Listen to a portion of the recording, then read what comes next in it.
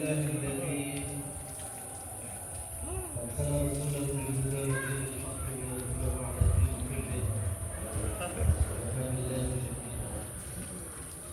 أشهد أن لا إله إلا الله وحده لا شريك له وأشهد أن محمدا عبده ورسوله الذي لا نبي ولا رسول معه.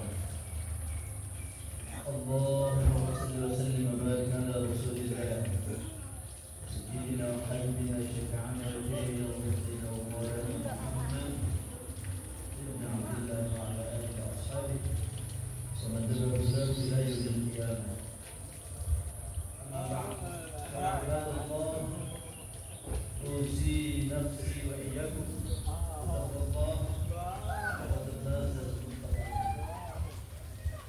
وقال تعالى في كتابه الكريم أعوذ بالله السميع العليم من الشيطان الرجيم. بسم الله الرحمن الرحيم. وأذن في الناس بالحج يأتوك رجالا وعلى كل ضامر يأتين من كل فج عميق يشهد منافع لهم ويذكرون الله في أيام معلومات على ما رزقهم من بهيمة الأنعام فكلوا منها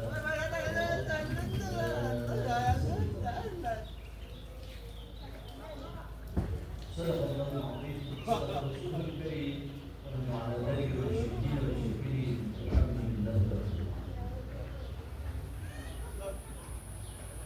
ولادتي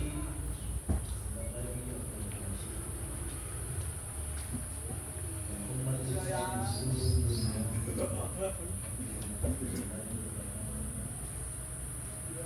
memuji Subhanahu wa ta'ala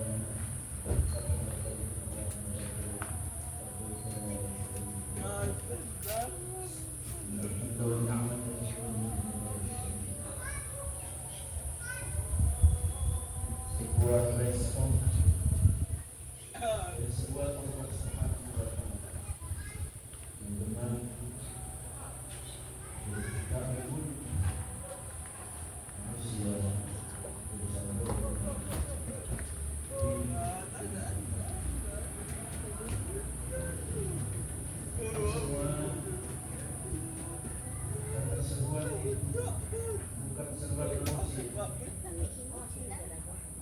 seruan itu sebenarnya begitu lama, tapi kemahnya masih susah. Seruan itu sesungguhnya sudah ada seribu. Jadi Allah Subhanahu wa ta'ala menurunkan kepada Nabi Ibrahim alaihissalam surat Al-Hajj ayat 2. ومن الشيطان الرجيم وأذن في الناس بالحج. Wahai Ibrahim, serukan seluruh manusia untuk ibadah haji. Kata Ibrahim bertenang kepada seluruh manusia. Batasannya sampai mana? Sebab manusia berada di seluruh penjuru dunia. Kalau kepada seluruh dunia, sampai kapan Nabi Allah Ibrahim bisa menyerukan? Karena terbatas oleh umur, keluar dakwah.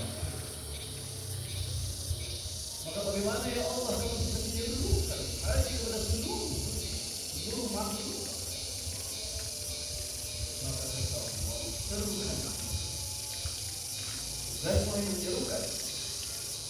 Tapi yang menyampaikan seruan itu ke hadis yang muslim di seluruh aku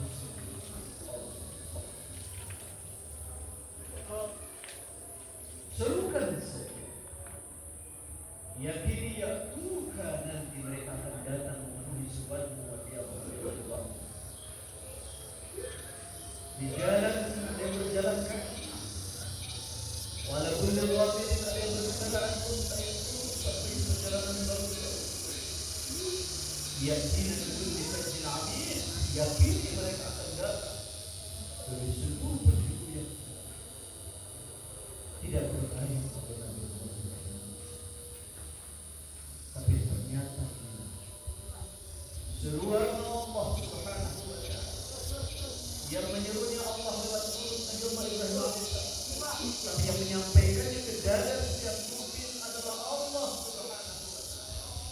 Maka sekalipun seruan Nabi Allah Ibrahim terbatas oleh ruang dan waktu, tapi seruan Allah tidak terbatas. Maka sampai hari ini Rusia di seluruh dunia mereka rindu ingin bertemu dengan seruan Allah, bertemu dengan Ka'bah menjadi kiblat, jadi perintah untuk menyatukan hati. Seakan-akan manusia akan bertemu Allah Subhanahu wa taala. Kenapa begitu? Mereka terpanggil sampai sekalipun di Indonesia menunggu puluhan tahun tidak pernah putus asa. Sekalipun banyak yang tidak kembali lagi ke tanah air, tapi tidak pernah putus asa. Inilah seruan yang dahsyat. Karena seruan dari Allah menuju langsung ke hati. Maka ini kalau hati yang menerima,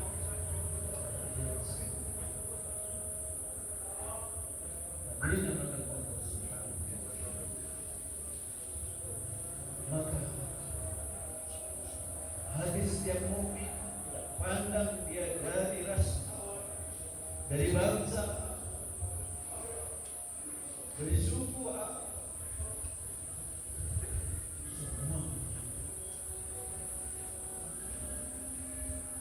ketika mereka sudah berkumpul,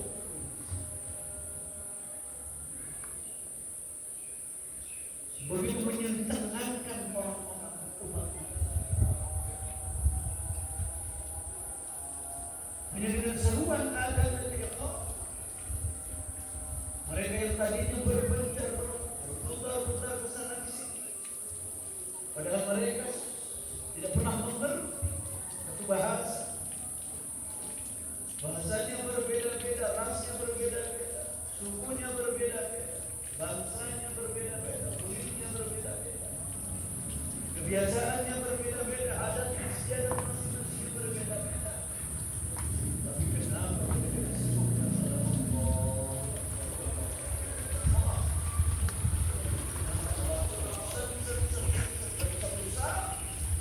Dalam hitungan menit, hati yang berdiri untuk kompak menghadapi satu dan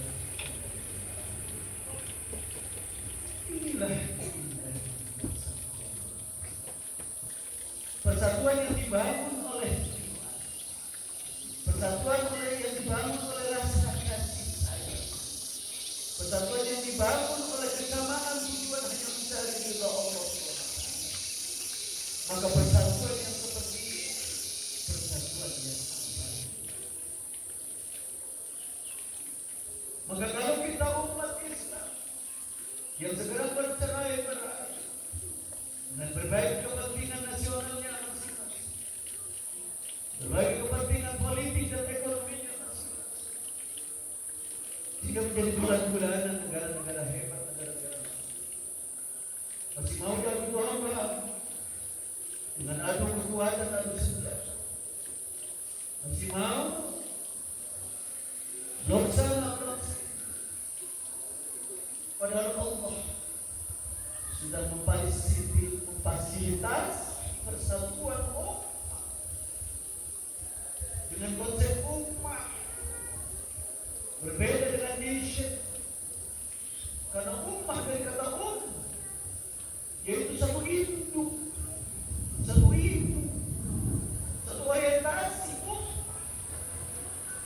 Maka kesatuan umat tidak bisa disekat oleh kepentingan-kepentingan. Kesatuan umat tidak bisa disekat oleh kepentingan-kepentingan politik. Kesatuan umat tidak bisa disekat oleh kepentingan-kepentingan blok-blok. Kesatuan umat hanya disatukan oleh Allah. Karena hanya Allah yang bisa mempersatukan kita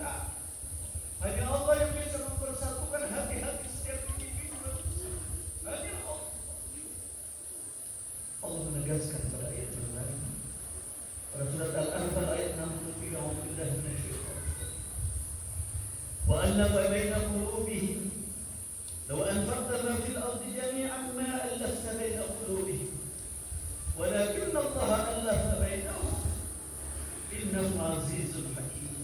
Al-Anfal ayat 6. وألف ialah Allah yang akan mampu mempersatukan hati. Lau anfaqna ma fil ardi jami'an, wahai Rasulullah Muhammad, seandainya engkau membelanjakan seluruh harta untuk menyatukan hati-hati manusia mukmin, ma'allafta bainahum, kamu tidak akan sanggup mempersatukan hati. Walakin Allah, tetapi Allah allafa bainahum, hanya Allah yang sanggup mempersatukan hati-hati. Innahu aziz, karena sesungguhnya Allah aziz, maha berkuasa. Tidak akan ada yang bisa menghalangi kalau Allah sudah mempersatukan. Hakim, maha tahu bagaimana hadirin yang berbahagia. Maka ibadah bukan sekedar itu lagi, bukan sekedar amalan-amalan manasik biasa. Kalau ibadah haji yang dipikirkannya hanyalah amalan-amalan manasik, maka mungkin tidak terlalu benar.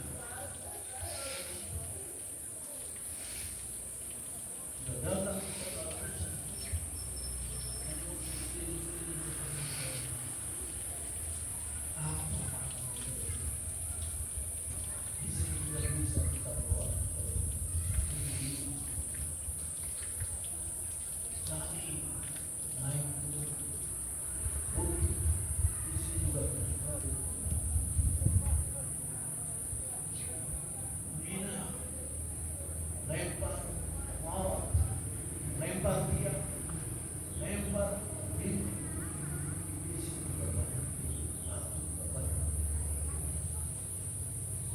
maka kalau ibadah haji tidak ada dasari oleh keimanan, tidak ada dasari oleh ketakwaan, tidak didasari oleh kepahaman terhadap makna dari manasik, makna dari persatuan umat, maka berhaji berulang, berhaji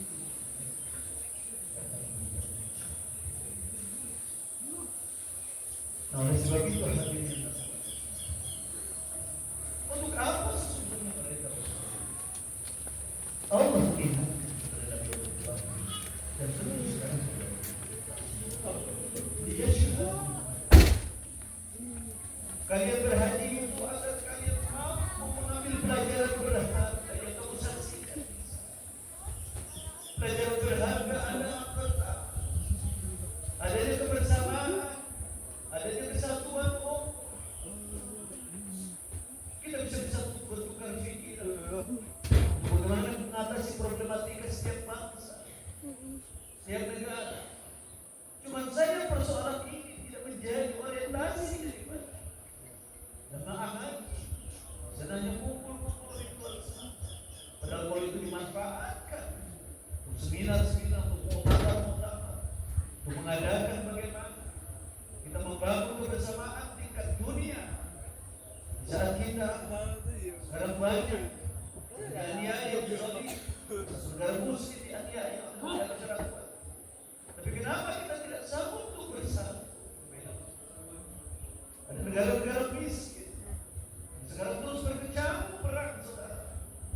Kenapa umat Islam sedunia yang pernah berkumpul di tempat ibadah ini tidak mampu menyatukan suara bersama-sama saling menciptakan bangsa-bangsa suku-suku. Ya ayuhan nas, inna khalaqnakum min dhakarin wa untha wa ja'alnakum syu'uban wa qabaila lita'arafu inna akramakum indallahi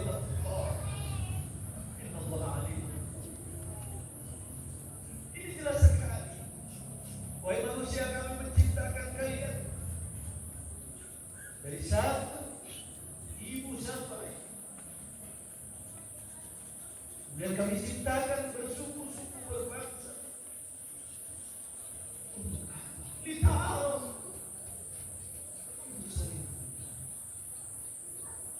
untuk saling mengenal satu bangsa dengan bangsa lain. Dari ta'aruf itu nanti akan menghasilkan tafahum, saling memahami antara satu bangsa dengan bangsa lain. Dari saling memahami itu akan muncul ta'aruf, kerjasama, watakaful, saling membela. Itu sebenarnya Allah menciptakan. Tapi kenapa seruan ini? Ya, kita lebih senang adalah kita lebih senang dan lupa Allah murka.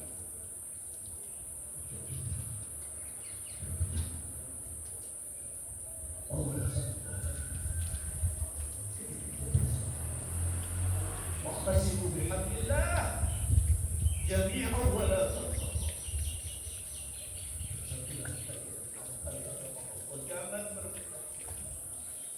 Ayat berikutnya wala takunu kalladzina tafarraqu wa ikhtalafu min ba'di ma ja'atuhumul bayyinah. Janganlah kalian seperti orang-orang yang berpecah belah. Padahal kebenaran sudah datang, ajaran sudah datang untuk menyatukan. Kita terus dulu ketika umat Islam ini menjalankan perintah ini, bersatu padu, 2/3 dunia dalam genggaman Islam.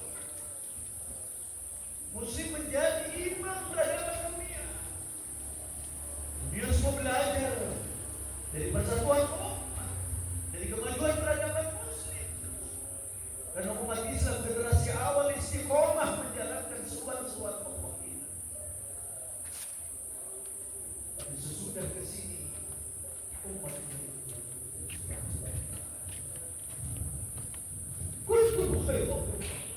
ini predikat yang Allah berikan kepada umat generasi awal.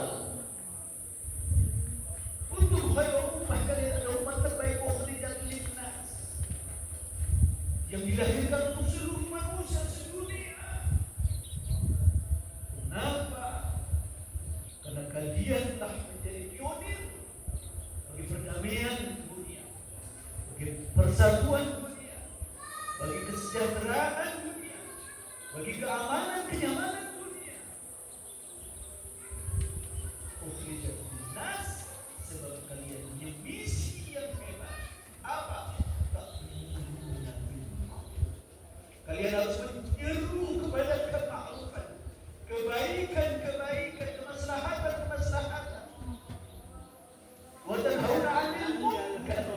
Kalian punya misi untuk mencegah berbagai kejahatan, kemungkaran, kezaliman. Wa tu'minuna billah. Kalian punya dasar iman kepada Allah. Dasar iman kepada Allah yang terefleksi dalam amar ma'ruf nahi munkar. Ketika diwujudkan oleh generasi awal, maka umat Islam itu satu padu, satu dunia, satu kehidupan. Mana seluruh bangsa menjadi khawatir menjadi bangsa yang menginginkan seperti umat Islam, maka tidak ada yang sama. Kenapa? Kalau ada satu yang diganggu, umat Islam yang lain, satu negara diganggu, negara-negara lain yang dalam satu umat itu terus kompak. Sedemikian hebatnya umat Islam. Ini keunggulan umat Islam. Maka dunia barat pelajari bagaimana supaya umat Islam tidak bisa.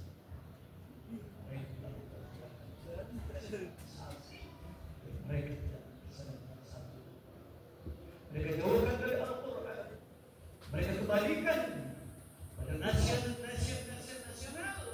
Akhirnya apa? Mereka bingung bangga. Satu bangsa